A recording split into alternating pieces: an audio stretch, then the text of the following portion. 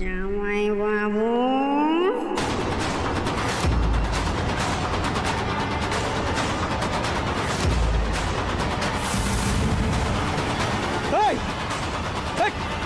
আমি লতা, তোমার শালি।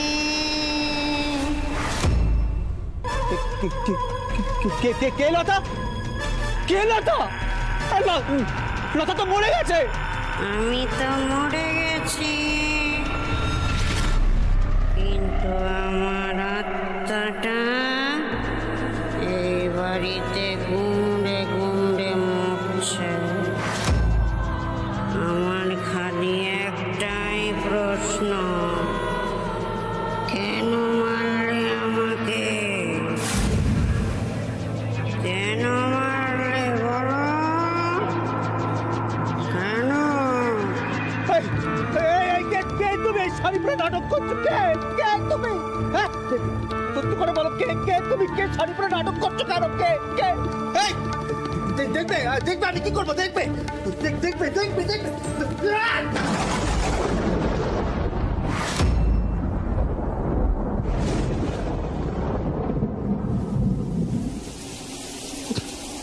কোথায় গেল?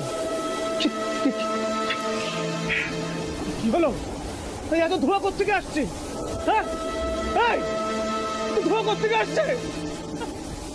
এত ধোঁয়া কোত্থেকে আসছে? তাহলে কি আগুন লেগে গেল? আগুন কেন লাগবে? সিস্টেমায় বাচ্চা, কে আছে ওখানে?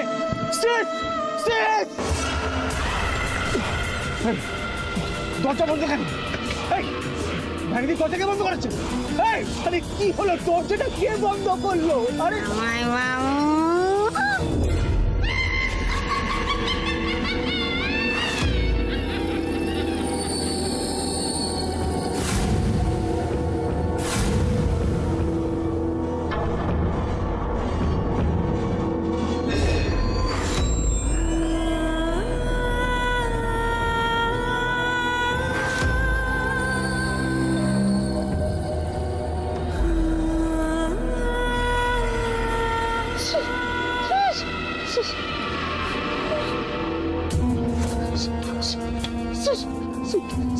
কেন মারলে? বলবে না কেন মারলে?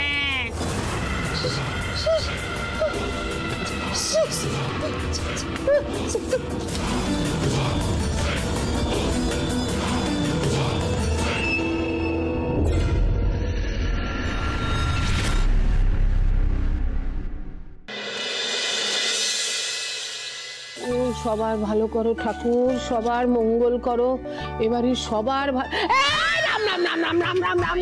স্নান করে ঠাকুরকে জল ছেটাতে গিয়ে কি ইঁদুর বেড়াল মারিয়ে দিলাম। রাম রাম রাম রাম। রিয়াংশ, এই রিয়াংশ, তুই মাটিতে শুয়েছিস কেন? ওঠ, আরে ওঠ, এখানে শুয়েছিস কেন? হ্যাঁ, এই রিয়াংশ, তুমি কাল রাত্রে এখানে ঘুমিয়েছো নাকি? না, কালকে ঘরে মানে সবই বুঝতে পারছি, কিন্তু তুমি ঘাবড়ে আছো কেন? কি হয়েছে তোর?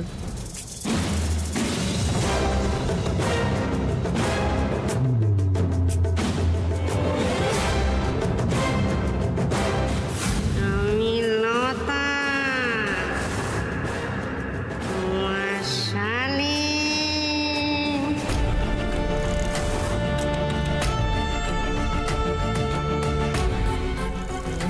মা গো, এ তো একেবারে ভূতে তাড়া খাওয়া মুখ। হ্যাঁ গুনার জামাই, কাল রাতে তোমার ঘরে ভূত টুত ঢুকেছিল নাকি? তোমার মুখটা এরম হয়ে আছে কেন? তুমিও কি বড় বৌমার মতো ঘরে লতার ভূত দেখেছো তাই এখানে শুয়ে রয়েছো? আরে ধুত তারি, কি এসব কি বুঝলো? কি তো কি হয়েছে বলতো? খবরদার ছোট নাথ বউ, ভূত নিয়ে একদম বাজে কথা বলবে না। ঘর যখন মোটকা দেবে না তখন বুঝতে পারবে। দোষটা আমারই। কেন যে আমি কাল রাতে ঝলমলকে মদন ভূতের গল্প শোনাতে গেলাম, তারপর থেকেই বাড়িতে এই অবস্থা। মদন? মদন ভূত মানে? ওরে কাল রাতে আমাকে ঝলমল বলল তুমি ভূতের গল্প শোনো। তো সেই যখন শোনাচ্ছিলাম তখন বড়নাথ বউও সেখানে ছিল।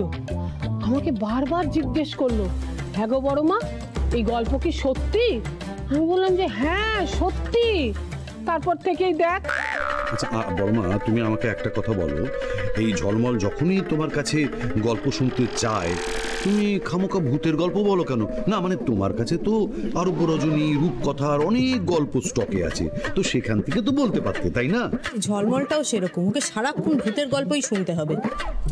এই রুদ্র, বলছি বড় বৌমা ঠিক আছে তো?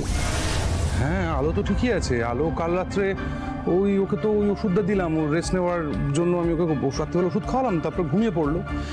সকালবেলা আমি ছাদে গেছিলাম গাছে জল টল দিতে, তো তারপর আর ঘরে যাইনি, ঘরেই ঘুমিয়ে আছে নিশ্চয়ই। লতা, কি করছিস তুই? ভালো করে জানিস বড় মার রান্না এভাবে হয় না, ঠেকাঠেকি করতে নেই। দূরে সরিয়ে রাখো ওগুলো। আচ্ছা, বড় মার ঘরে জলটা রেখে দিয়ে এসেছিলি? লক্ষ্মী মেয়ে, একটা কাজ কর দেখি, আনাজগুলো কেটে ওই বড় মার রান্নাঘরে রেখে দিয়ে।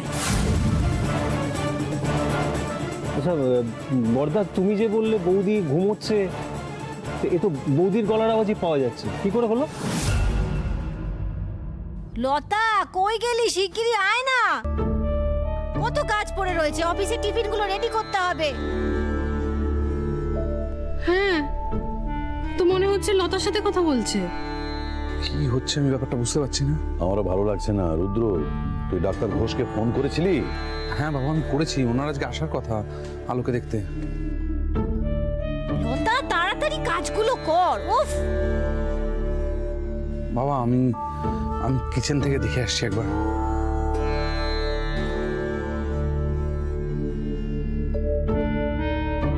হ্যালো হ্যালো, তুমি ঘুম থেকে কখন উঠলে? সবাই এখানে কিছু দরকার নাকি? বড় মা, বাবা, কিছু দরকার? কারোর কোনো দরকার নেই আলো, তুমি আমার কথার আগে উত্তর দাও। আমি যখন ছাদে গেলাম তখন তুমি ঘরে ঘুমোচ্ছিলে, তুমি কখন এখানে এলে? হ্যাঁ, তাই হবে। তুমি আমাকে ওষুধ দিলে, আমি তো বেঘরে ঘুমোচ্ছিলাম, বুঝলে? খুব ভালো ঘুমিয়েছি, ভাগ্যিস লতা ডেকে তুললো। লতা তোমায় ডাকলো? কি বলছো তুমি? আমি লতা, তোমার শালি।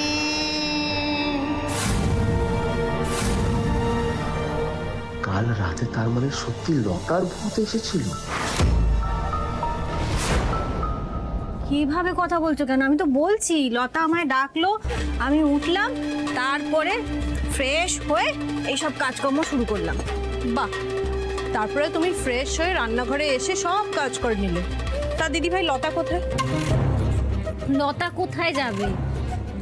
আমার সাথেই তো ছিল, হাতে হাতে এত কাজ করে দিল। এই যে সবজি কেটে দিয়েছে, ওদিকে বাসন কোসন সমস্ত কিছু জোগাড় করে দিয়েছে, সবটাই তো লতা করলো। আরে কেন বাজে কথা বলছো বড় বৌমা? লতা এখানে কি করে আসবে? কি আশ্চর্য বাবা, আমি কি করে বলবো? লতা এখানেই ছিল। এই যে সবজি কাটা হয়েছে, বড় মা নিরামিষ রান্না হবে বলে, সেটা তো সব কাজ তো লতাই করলো।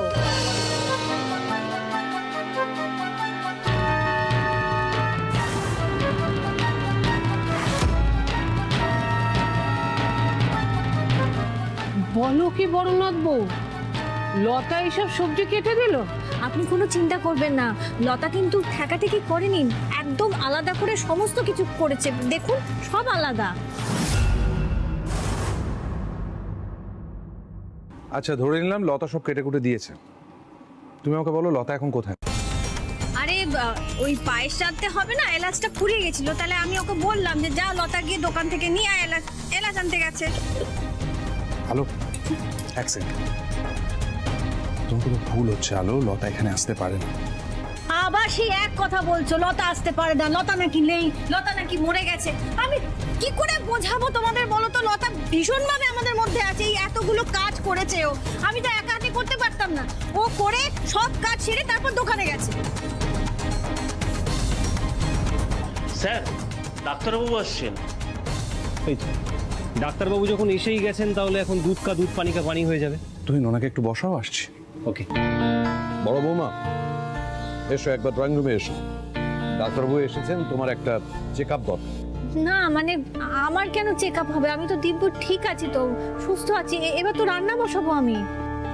আলো, তোমার এখন চেক আপ দরকার একটু। তোমার মনের যে অবস্থা সেটার জন্য চেক আপ দরকার। আলো, আর কথা বাড়িও না। আলো, চলো।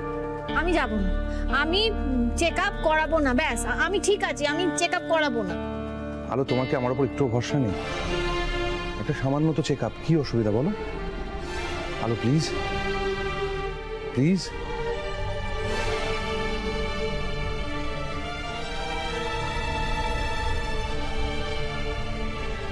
এই দাঁড়া দাঁড়া দাঁড়া, এদিকে দেখ। তুই কাল সিরিয়াসলি ভূতের ভয় পেয়ে ড্রয়িং রুমে ঘুমিয়েছিস? কমন সিস, তুই ভালো করে জানিস আমি ভূত বিশ্বাস করি না, বাট ট্রাস্ট মি, কালকে না ঘরের মধ্যে সত্যি তাই না? তাই তোমার মাথাটা একেবারে খারাপ হয়ে গেছে। আজেবাজে বকিস না, চুপ।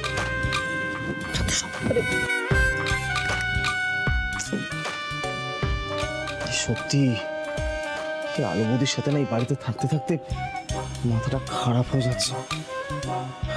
সত্যি তো ভূত টুত বলতে কিছু নেই। Riyansh, control control control.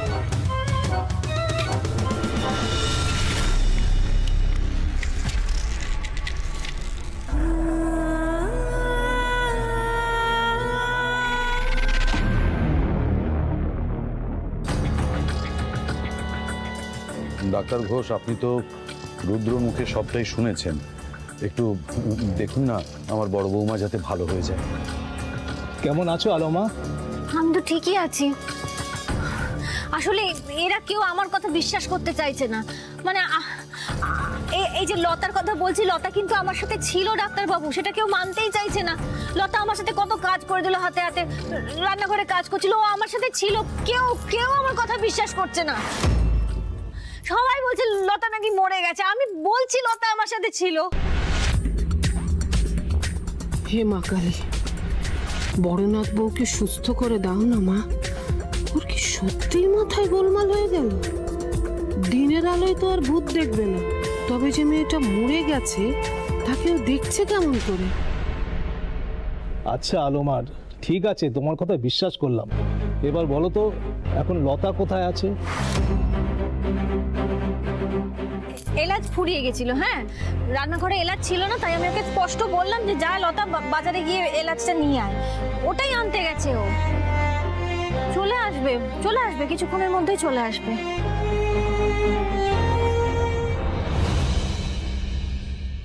এখানে বড় বৌদি কে আছেন?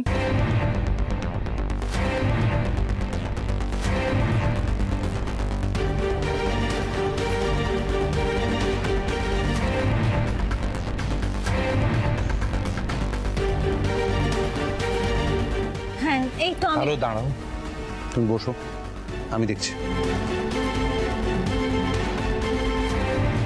হ্যাঁ বলুন। আমি লতার বাবা।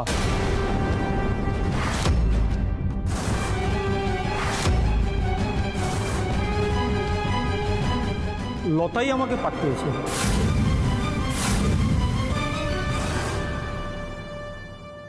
আপনি লতার বাবা?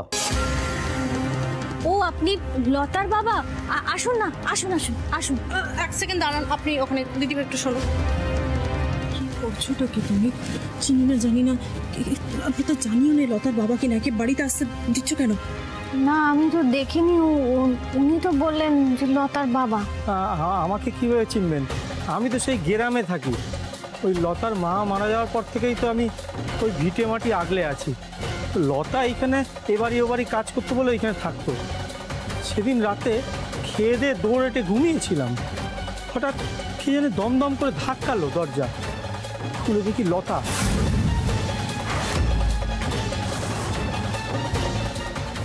গ্রামের দুটো লোক লতাকে কোনো রকমের পাজা কোলে করে দাঁড়িয়ে আছি। আমি দেখে আটকে উঠলাম বাবুরা।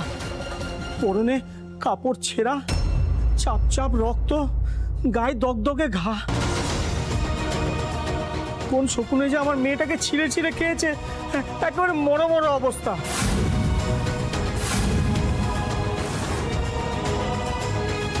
এসব কি যাতা বলছেন আপনি? কেন অকারণে মিথ্যে কথা বলছেন? এ কি বলছেন ম্যাডাম? আমি মিথ্যে কথা বলতে যাবো কেন? সেদিন রাত থেকে মেয়েটা যন্ত্রণায় ছটফট করছে আর খালি একটাই কথা বলছে, বাবা আমাকে বাঁচাও বাঁচাও। আমি গ্রামের ডাক্তারকে দেখালাম, ডাক্তার বলল শহরে নিয়ে গিয়ে হাসপাতালে ভর্তি করতে। আমি তো কলকাতার কিছু চিনি না, তাই আমার এই গ্রামের ছেলে পল্টুকে আমি নিয়ে আসলাম আর তারপরে হাসপাতালে মেয়েকে দেখালাম। ডাক্তার দেখে ওষুধ দিয়ে বললেন কয়েকটা দিন এইখানে থাকতে হবে। তাই আমি আমার শালার বাড়িতে মেয়েকে নিয়ে উঠলাম। তো এখানে যাওয়ার পর থেকে মেয়ে খালি বলছে বড় বৌদিকে ডাকো, বড় বৌদিকে ডাকো, বড় বৌদি আসলে আমি বেঁচে যাবো। তাই আমি এখানে এসেছি। বড় বৌদি যদি একটু আমার সাথে যান। এক মিনিট আমি ঠিক বুঝতে পারছি না কি বলছেন। লতা গ্রামে গেছে, তারপর আপনি ওকে এখানে নিয়ে এসে ডাক্তার দেখিয়েছেন, তাই তো? আগে মেয়েটার শরীরে কিছু নেই বাবু, ওই শকুনটা ছিঁড়ে খেয়ে একাকার করে দিয়েছে, শুধু ওই প্রাণটুকুই পড়ে আছে। তাই বলছি বড় বৌদি একবার যদি যান, আপনি গেলে আমার মেয়েটা প্রাণে বেঁচে যাবে। আঙ্কেল আমি কিন্তু বলছি এরা কিন্তু ফ্রড। আরে খবর পেয়েছে যে কাজের লোক মারা গেছে, ঘরের ভেতরে ঢুকেছে ছুতো খোঁজার জন্য, যে টাকা কি করে আদায় করবে, আর কিচ্ছু না, বিশ্বাস করুন। দেখুন গরিব বলে আমাদের যা ইচ্ছা তাই বলবেন না। মেয়েকে দেখে এলুম বিছানায় পড়ে কাতরাচ্ছে যন্ত্রণায়। এই চুপ, একদম চুপ। আর কি হচ্ছে নাকি? আঙ্কেল আমি কিন্তু বারবার বলছি এরা কিন্তু ফ্রড, এদেরকে প্লিজ বাড়ি থেকে বার করে দিন প্লিজ। এই চুপ করুন বাবু, দেশে কিন্তু আইন কানুন আছে। আপনার যা ইচ্ছা বলে যাচ্ছেন, আমার মেয়ের শ্বাস পড়ছে আর আপনি বলছেন মরা মরা। আমি কিন্তু আবার থানায় যাবো। এই চুপ, একদম চুপ। ভূত কথা করেন, নাটক করার জায়গা পাও না। আঙ্কেল এই জন্য তো বলছে থেকে বের করে দিন। বেরো, মার বসলা, বেরো বলছে, বেরো কি না? চুপ, একদম চুপ। এটা আমাদের বাড়ি, বেশি গলা তুলো না। আচ্ছা কি হচ্ছে ব্যাপারটা বলুন তো? আপনারা বলছেন মেয়েটি মারা গেছে, আর মেয়েটির বাবা বলছে মেয়েটি জীবিত শয্যাশায়ী। তাহলে মেয়েটা এই বাড়িতে আসতেই পারে না। ওদিকে আলো বলছে লতাকে বাজারে পাঠিয়েছে। আমি ঠিক জানি না, আমার মাথা কাজ করছে না। আপনার মেয়ে বড় বৌদিকে ডাকছে বারবার। হ্যালো, তুমি চলো আমার সাথে। ওখানে গেলেই ক্লিয়ার হবে কে সত্যি বলছে আর কে মিথ্যে। না না আমি কোথাও যাব না, লতা এখানে আসবে। লতা তো এখানে আসার কথা। আমি বুঝতে পারছি না লতার বাবা এমন কেন বলছে লতা ওখানে। আমার না কেমন সবটা গুলিয়ে যাচ্ছে জগন্নাথ দেব, আমার শরীরটা খারাপ লাগছে। হ্যালো, হে হ্যালো, তোমায় কোথাও যেতে হবে না, তুমি এখানে বসো বসো বসো বসো বসো। ডক্টর একটু দেখি, বসো এখানটা বসো, বসা ভালোভাবে বসা। হ্যাঁ বাবা এখানটা, বাবা হ্যালো, তুমি ঠিক আছো? রুদ্র বাবা, আমি বলি কি, বড়নাথ বউকে ওখানে নিয়ে যাওয়ার দরকার নেই, তুই বরং যা। আমারও তাই মনে হয়। এই অবস্থা আলোকে স্টেজ দেওয়াটা খুব খারাপ হবে, ওকে আপনারা ছেড়ে দিন। কি হচ্ছে কিছুই তো বুঝতে পারছি না। খিলুটা পুরো চচ্চড়ি বাঁকিয়ে যাচ্ছে। হ্যাঁ ঠিক আছে আলো, তোমার যাওয়ার দরকার নেই, আমরা বরং গিয়ে দেখে আসছি। দাদা আমিও যাব। বড় গাড়িটা বার করতে বলো, আমিও যাব। আমিও দেখতে চাই হঠাৎ করে কোন লতা এসে উদয় হয়।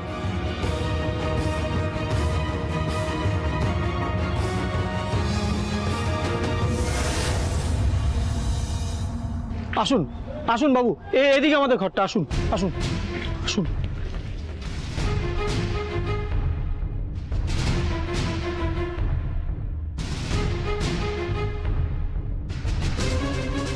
লোকটা যে ফ্রড তাতে কোনো সন্দেহ নেই।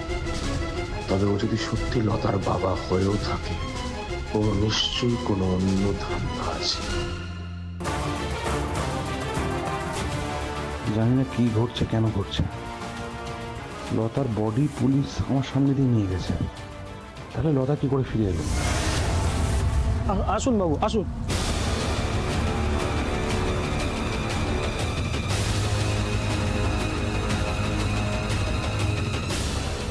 এই দেখুন আমার লতা মা শুয়ে আছে।